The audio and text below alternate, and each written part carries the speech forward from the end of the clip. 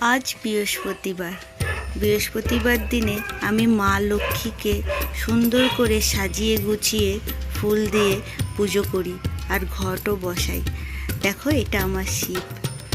আমি ঠাকুরের খাটটা ফুল দিয়ে ভালো করে সাজিয়ে ভক্তি রেখে পুজো দিই। তাই জন্য না, আমার বৃহস্পতিবারে পুজো দিতে একটু বেশিক্ষণ সময় লাগে।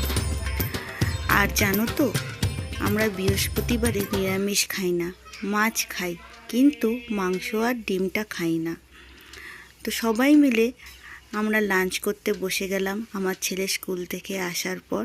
তারপর বিকেলবেলা আমার বরের, আমার ছেলের সবার কফি খেতে ইচ্ছা হয়েছিল। তো মনে হলো কফি ক্যাফে যেরকম কফি বানায় ঘরে একবার ট্রাই করে দেখি পারি কি না। সেরকম হয়তো অতটা ভালো হয়নি, কিন্তু ট্রাই তো করেছি, ভালো হয়েছে। তো মিনি ব্লগটা এখানেই শেষ করছি।